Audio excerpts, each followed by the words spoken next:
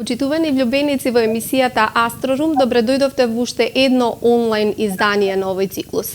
Овие пандемиски услови создаваат потешкоти, меѓутоа ние премостивме многу граници и разговаравме со многу интересни личности. Нашата соговорничка сега не е многу далеку, туку е на Охридското езеро во близина на Струга и се надевам дека тој инспиративен амбиент ќе биде доволно инспиративен како и кога ги создава своите дела. Таа е ликовен уметник, но и дизајнер, која што е посебно актуелна деновиве со реобјавување на делотворештвото на големиот Петре М. Андреевски. Имено, незини се илустрациите, а таа е воедно и негова внука, ќерка на познатиот Сергеј Андреевски, но јас длабоко верувам дека името Воскресија Андреевска ќе ги надмине своите предци. Јас си посакувам добре дојде на Воскресија во Астрорум. Добре дојдовте. Ви благодарам што ми поканивте. Јас сега само накосу ќе прочитам една белешка од уредничката во Арс Ламина Бисера Бендевска, која што вели: реобјавувањето на делата на Петре М. Андреевски секогаш ќе представуваат празник за македонската книжевност. Овој безвременски писател од третата генерација македонски зборотворци се чини го создаде рецептот за укинување на временските одсечки според кои книжевните појави ги квалификуваме како актуелни и анахрони. Но главната причина што го прави посебно ова повторно Петрево враќање и што им удира печат на ексклузивноста на овие нови изданија е визуелното читање на неговите творби од страна на неговата внука Воскресија Андреевска. Нејзиниот образован уметнички потек има двојна цел: емотивно и естетско возбудување на поетските и прозните атоми од кои е зградена поетиката на Петре М. Андреевски кај неговата најнова генерација почитувачи и следбеници, што ова реобјавување има намера да го поттикне. Многу интересно, бидејќи знаеме дека веќе познатите врвните дела е тешко човек да им додаде нешто, а да не ги осквернави, односно треба многу внимателно да се приоѓа кон потврдено творештво.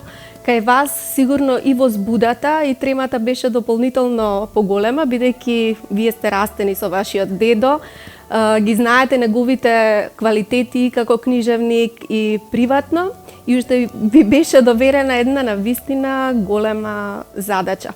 Што прво си помисливте кога требаше да пристапите кон илустрирање на овие дела кои што еве стојат и зад нас, читателите може да ги видат, да ги најдат во книжарниците на Литература МК, се навистина интересни и јас мислам дека секој би сакал да ги има во својата колекција и како ликовни приказни, не само како книжевни дела. Точно така. Па, искрено, не знам колку баш имав трема, повеќе бев возбудена, бидејќи сакав да ги прикажам колку што можам најдобро, односно да го прикажам визуелно јазикот на Петре и да го доближам поблиску до читателите и љубителите на неговите дела. Поради тоа немав толку многу трема, иако нормално, нели, тука се уште ти е таа мисла, нели, дали доволно добро ќе се изразам, дали ќе го представам онака како што и он би сакал. Меѓутоа, највеќе од се ми беше интересно, бидејќи он има прекрасно творештво и ми беше задоволство да можам да го пренесам тоа визуелно. Колку време ги работевте книгите? Тоа не се малку. И допрва и треба да излегува од печат. За колку дела станува збор? Меѓу другите и Шарам Барам за деца. Да, детската книга. Па мислам дека во главном се 10 книги, ако не се лажам, меѓутоа има во дел од нив се вметнати по 2 дела од Петре. Мислам дека се уште не се излезени На небо и на земја и детската книга Шарам Барам. Јас ги работев со месеци, мислам дека започнавме од минатата година. Откако нели Арсламина ја поткрена иницијативата да бидат реиздадени.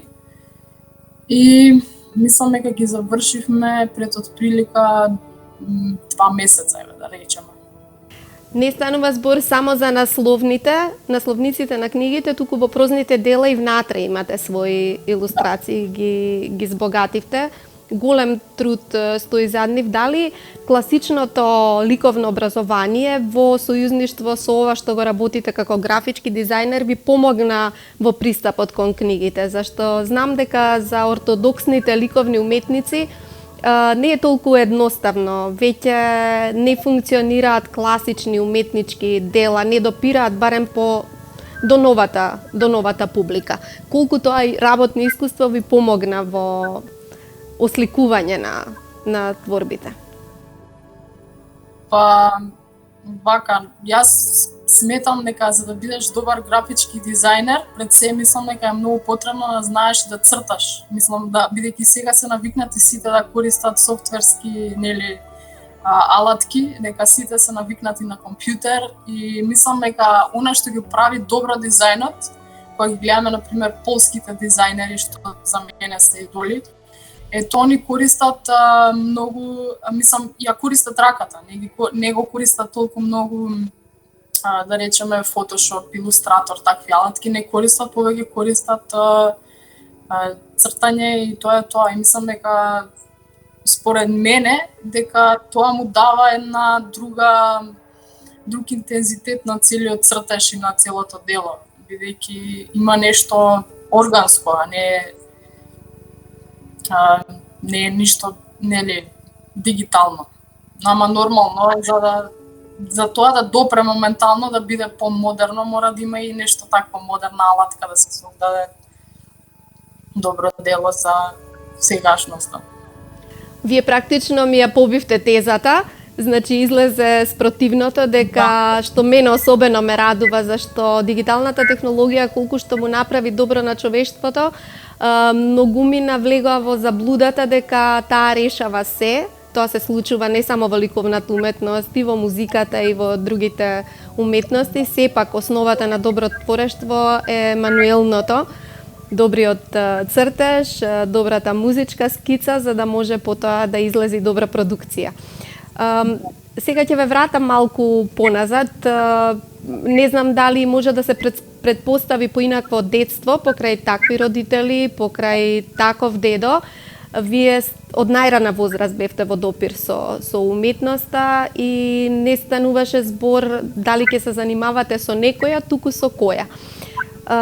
Ви беа достапни боите на вашиот татко и јас кога разговарав со него во едно вакво интервју, му реков дека неговите бои врескаат, но дека кај неговата ќерка врескаат уште повеќе. Ке се сетам на вашата, мислам, 5-та изложба беше таа со флуоресцентни бои, кога луѓето влегуваа во темен простор и кога потоа беа изненадени со ултравиолетовите светилки, или како веќе кога оживуваа вашите дела.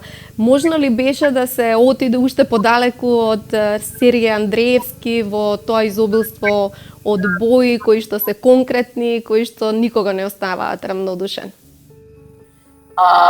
Тој дефинитивно користи доста интенсивни бои. За разлика од него, јас мислам дека повеќе сакам да биде нешто посуптилно и повеќе имам работено на некои црно-бели дизајни отколку што имам работено со боја, иако тој стално ми вели дека имам повеќе имам осет за боја. Доколку збориме за изложба, последната изложба, тоа просто така ми дојде еден период кога имав потреба да користам се повеќе бои и да биде тоа пошарено. Некако во тој период и бев, мислам дека баш тука во Елен Камен и слушав афроамериканска музика и португалска музика и некако се тоа ми се вклопи во цртежите и ми беше инспирација и затоа можеби таму потекнува тие бујни светови, ако можам така ги наречам. Карневалски многу, онака Да. навистина интензивно. Вие завршивте средно ликовно образование во Лазар Личиновски и оттаму излеговте со многу добри импресии, со научен занает, ако тоа може така да се каже. Меѓутоа не бевте многу среќни кога отидовте на ликовната академија. Ниту сте првиот, ниту сте последниот случај кој што знаеме уметниците се и кревки души и многу онака со инает стојат зад своите ставови и не можат да прават компромиси. Сепак тоа педагошко искуство, односно искуството со вашите педагози, колку и да е добро и да е лошо, остава некаква трага и не учи на нешто.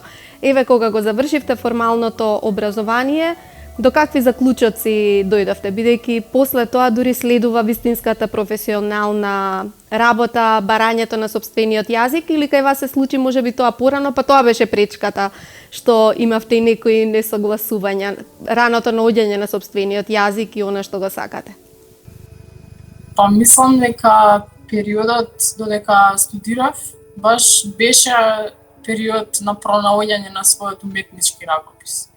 Додека си таму некако пробуваш, имаш премногу влијанија, бидејќи учиш за едни уметници, учиш за втори уметници, сега ти се допаѓа едниот стил, ти се допаѓа другиот стил, секој си имал свој начин и израз и секој бил важен за тој период и сакал нешто да каже и ти пробуваш додека си на факултет си велиш ајде може да пробам нешто вакво, па да пробам нешто такво.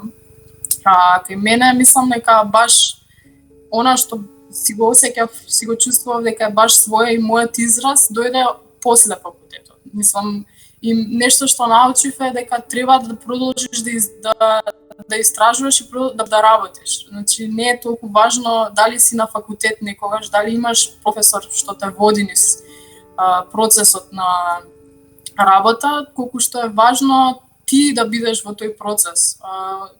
Некогаш не ти треба ментор, просто ти си свој сам ментор. И за мене тоа беше една поука, нели, излегов од факултет и сфатив дека некои работи сама сум си ги научила, дека никој мене не ми ги кажал или не ми ги пренел.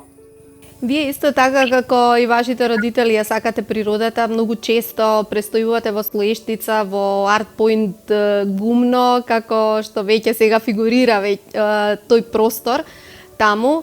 Вашиот татко и вашата мајка развиваат еден посебен уметнички екотуризам. Сега се наоѓате во Елен Камен, претпоставувам дека градската џунгла не ви е толку блиска, иако сте представник од младата генерација, колку што ве фасцинира природата. Како одат тие нешта?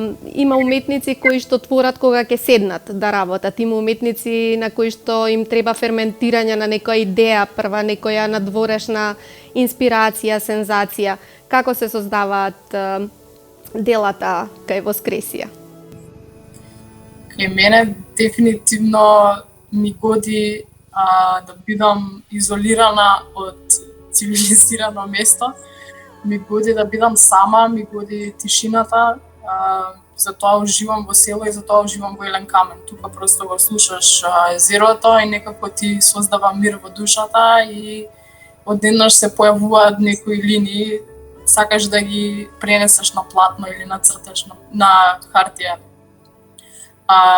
Исто и во село. Во село некако имаш друг вид тишина, а не е баш тишина, бидејќи ги слушаш и птиците, го слушаш, нели, ја слушаш таа жештина и селани, меѓутоа има некој мир во тоа и мене тоа ми помага и да се инспирирам и да цртам и тоа ми го буди поривот во себе.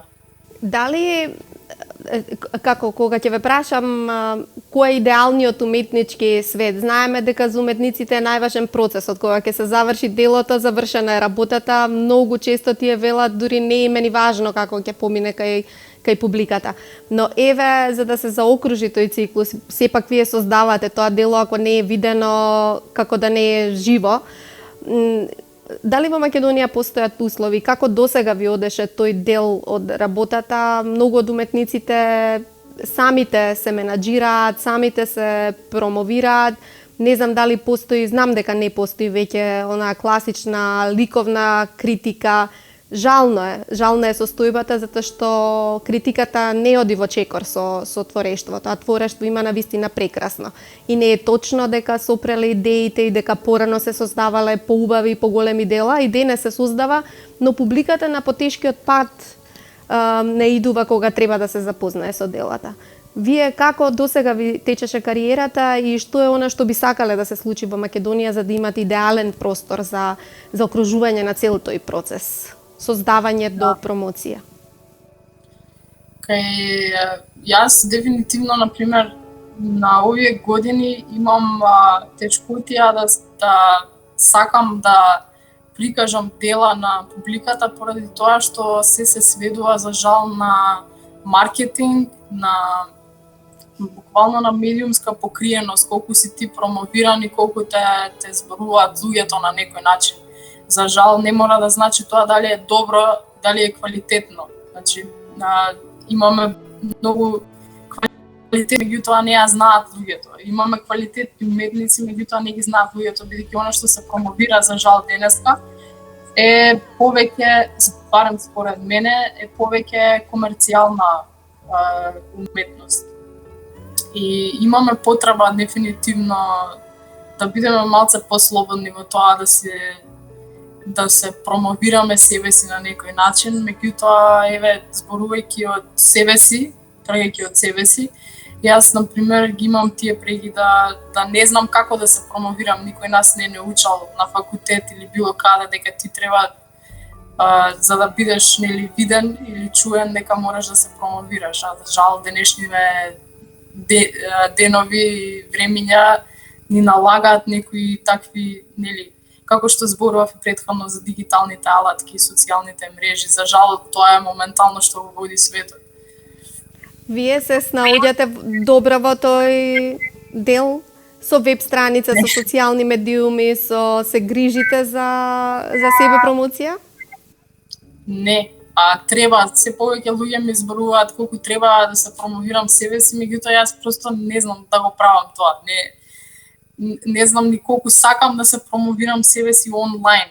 Повеќе ми е некако, не знам, како да сум ја од тие постарите ликови што повеќе би сакале да си направат изложба, да поделат флаери, да дојдат луѓе на изложба колку што сакаат да бидат нели онлайн и се да биде тоа онлайн и да те лајкаат или како викаат да те шернуваат денеска. И тоа ми е пречка, за жал. Не сте размислувале, тоа е судбината на ваквите земји кај што нема доволен простор, доволно внимание, доволно средства за развој, вистински развој на младите уметници. Не размислувавте да заминате некаде надвор? Вашиот брат твори во Германија, мислам живее. Досега не сте размислувале да заминете? И вашиот татко има долги престои надвор. Не ве повлече некако да отидете одовде? Пред да студирам кај нас на факултетот, бев применуван на факултетот во Словенија. Меѓутоа, кога бев таму, нешто ми кажа дека не сум јас овде и се откажав од тие студии таму. Нормално, постојано јас копнеам да бидам надвор и копнеам за меѓународни изложби и за како повеќето тука што копнеат нели за животот надвор од Македонија.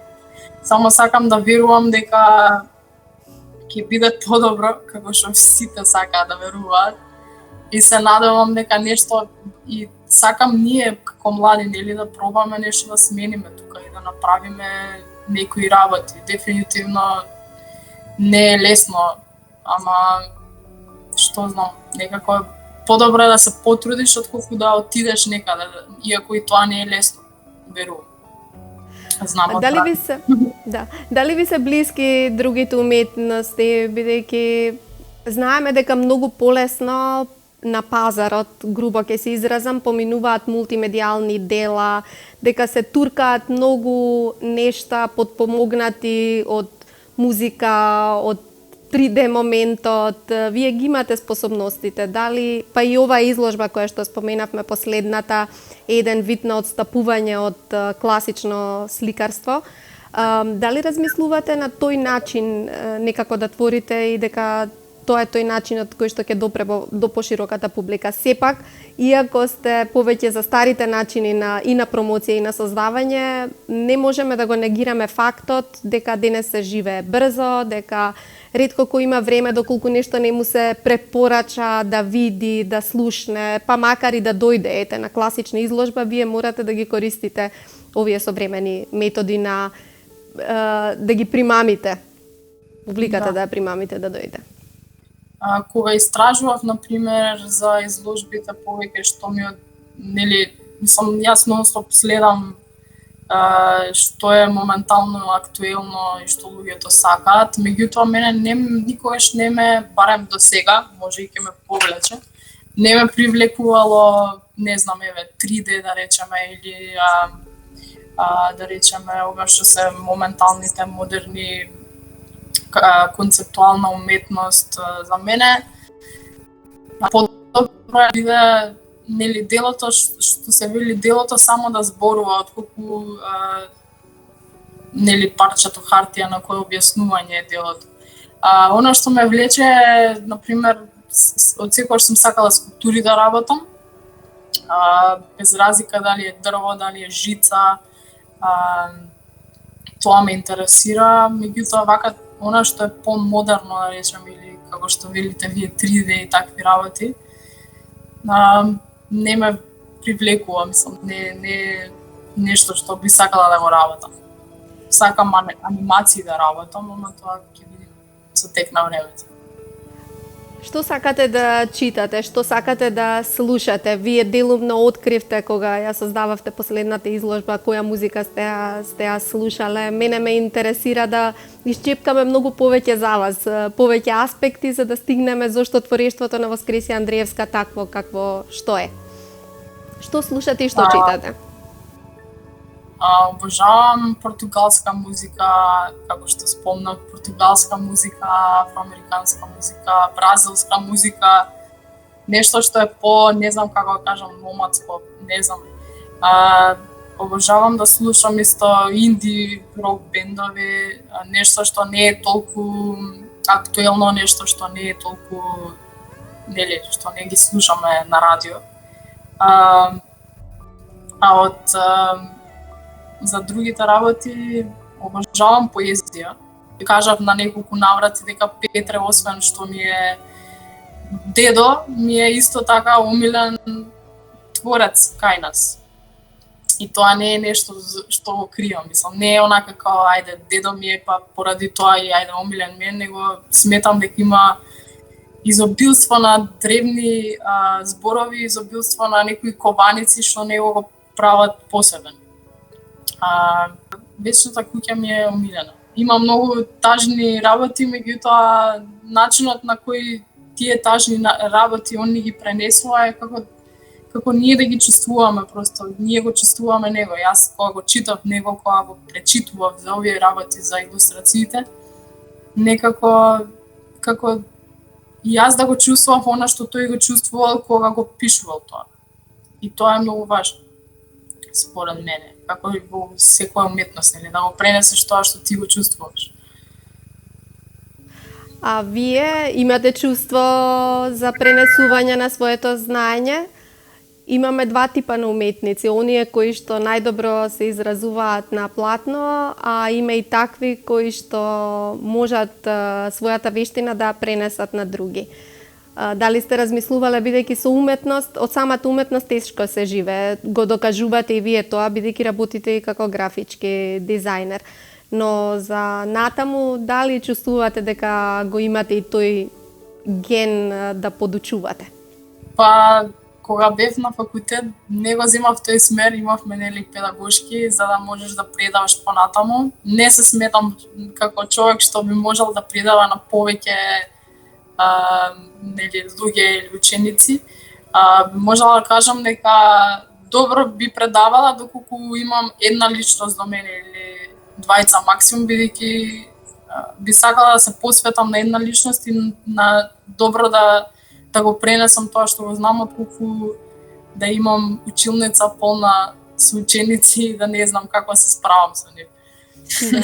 Интересно, менторски принцип ви одговара. Вие дефинитивно, како велат оние што веруваат во минатиот живот, сте живееле во некое време кога постоеле мецени, кога постоеле ментори, така се развивале од тет средби уметниците. Јас сакам да дознам како една млада личност уметник во Македонија веќе дефинитивно успешна се справува со секојдневието, па еве и со ова пандемиско секојдневие. Луѓето велат дека на површина исплива и сите добри работи и сите лоши нешта и дека конечно оние што ги знаеа универзалните вистини им се потврдија истите, а оние кои што не беа свесни стигна до нив. Како вие размислувате што научивме и што учиме од овие времиња невремиња? Она што сметам дека го научија луѓето и се надевам дека е така е дефинитивно слободата ни е во оваа пандемија едуцирана, меѓутоа јас се надевам дека се свртени повеќе кон она што го зборував, кон органските работи, кон природата, кон себе, да се чујат себе си, да си ги видат фамилиите, да се чујат на вистина, нели што е по телефони, цело време што сме по телефони, и се надевам дека некако се вратија кон тие убави работи и убави нешта. Дефинитивно ќе има многу луѓе кои ќе не знаат како се справат со себе си, бидејќи не се навикнати да бидат дома и не многу луѓе знаат како да се справат со тоа, но поради тоа и мислам дека е убаво што ќе најдат и ќе бараат начини како да бидат анимирани, како да се анимираат и себе си, а тоа да не биде да не бидат глупости, да не бидат информации, дезинформации од јавноста, бидејќи тоа не прави, мислам дека претерано параноични и додатно ни ги подхранува страховите за пандемијата. Јас, например, мене што не знам, некако си го зимам времето за себе и ја имам таа привилегија како фриленсер да си работам од дома и од секогаш сум си работела од дома и мене тоа не ми смета, баш ми годи. И се надевам само дека сите ќе видат и убави нешта од ова, како е оние што ги зборував на почетокот. И како што го почнавме разговорот, така и да го превршуваме со илустрациите на книгите на вашиот дедо. Може ли некои интересни моменти да ни откриете, што најмногу ве намачи, зашто имавте двојби, некоја случка со вашиот дедо, може би при сликањето на книгите ви дојде на памет, се сетивте, може би предпоставивте каква би била неговата реакција доколку би бил жив, сигурно би се гордел од она што би го видел, но дали имавте некои такви морални дилеми или уметнички дилеми? Па, се надевам дека би се гордел, не можам да го кажам тоа. Немам јас споменувано толку долго време со дедо ми. Сите мислат дека сум растена со него, меѓутоа не е баш така. Сум поминала некои моменти, имам некои спомени, но тие не се толку јаки, иако, например, би сакала да имам повеќе спомени од него и да го запознавам на вистина како човек и како поет и како писател.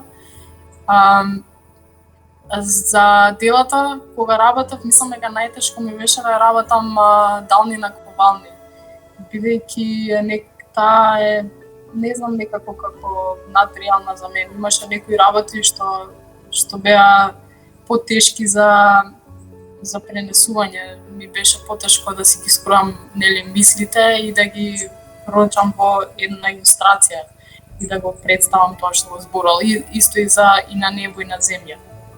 А оние што ми беа милени, оние што некако поближни што ми се до мене, нормално ми одеа и поубав беше процесот на нивната вработка.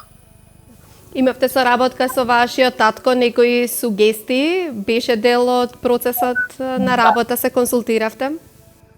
Да, имаше, беше до мене и, например, мислам, ја никогаш не ми се мешал во творечкиот процес, меѓутоа имаше некои работи што мене не ми беа јасни. Имаше некои зборови, бидејќи Петри има многу, оние што ги кажав, кованици негови од зборови што што ги знаат само саланите, можеби луѓето што живееле во родното магично село Слештица. И јас за истите се советував со татко ми, нели, што сакал да каже и од каде му доаѓа тоа, бидејќи он повеќе знае за него од било кој друг можеби и повеќе знае за времето кога ги пишувал тие, на што мислел и на тие работи ми помогнаа, нели, подобро да ги разберам и подобро да ги илустрирам. Конечно почнаа да пристигнуваат до вас пофалните зборови, комплиментите за добро завршената работа. Тие ви се потврда, ги очекувавте, стрепевте да не има и некои негативни реакции, што не верувам, бидејќи навистина се работи за маестрално осликување на делата. Прво ви благодарам на зборовите, а второ, дефинитивно има позитивни коментари и комплименти и да нема, и да има негативни, би сакала да ги чувам и ние, бидејќи би сакала да знам, нели, каде сум и што сум направила и како сум направила, како некој помислил дали. Ама гледајќи некако, нели, наназад, секој мислам дека би го представил можеби различно во свој стил. Јас гледав само колку повеќе јас да го разберам и си реков доколку јас го разберам и можеби ќе го разберат и другите доколку го цртам тоа што го разбирам. Ништо не може сега да се предвиди, но за крај можеби ви се пресекоа некои планови. Што имате во план во наредниот период? Дали да очекуваме нека нова изложба, некој нов пристап, подготвувате дела, зашто уметниците се навикнати на карантин, кога творат тие се дома. Само е прашање на време кога ќе излезат делата пред очите на јавноста. Да. Јас спремав изложба за во Берлин, меѓутоа поради пандемијава, нели, како што знаете, тоа се откажа. Моментално чекам одговор од друга земја, па доколку имам позитивно нешто, доколку имам позитивна писмо, се надевам дека ќе се исполни. Сега да бидеме позитивни во однос на ситуацијава, дека се ќе се среди, сите работи ќе си дојдат на себе. Во однос на другите работи, би сакала да работам на детски книги. Дефинитивно сакам можеби нешто свое да издадам и размислувам во таа насока, па да не откривам многу за да не знам што ќе се случи, не можам да кажам дека би било така. Само во која техника, масло на платно работите? Изложбите што ги подготвувате големите, ова претпоставам дека ќе биде комбинација на дигиталната технологија и цртежот за илустрациите. Кога порано работев масло на платно, меѓутоа ми ствараше некој проблем. Имаат некои луѓе алергиска реакција, бидејќи маслото не е ни толку здраво да се работи со него, бидејќи работиш со терпентин и други работи. Меѓутоа, кога како, некогаш работам со туш, сакам да користам повеќе медиуми. Сакам да биде микс, сакам и колаж, сакам и акрилик, сакам водени туш, обожавам и такви работи. Кога зборував за ова со книгите, мислам на илустрирани книги за деца и тоа би било, нели, како што кажав, нешто микс од класика со дигиталните алатки. Може би некој стрип натаму. Не знам, со стрипови баш. Воскресија, јас ви благодарам за овој разговор, ви посакувам уште убаво поминато време со многу инспирација и многу дела и штом се средат состојбите, ќе очекуваме да видиме една онаква старинска, ортодоксна изложба од вас, бидејќи вам тие средби ви се очигледно најблиски. а и јас сметам дека уметноста е сепак за луѓе, дека концертите се за со публика и добра работа ни прави оваа дигитална технологија, но како некое преодно средство, но не и крајно. Ви благодарам многу за разговорот, уште еднаш честитки за вашето дело, навистина импресивно, и кога ќе дојдете во Скопје, повелете во книжарниците на Литература МК да си одберете нешто по ваша желба за читање. Може би ќе има врска со латино културата или како веќе. Ви благодарам и вас, ви благодарам на поканата и на убавите прашања.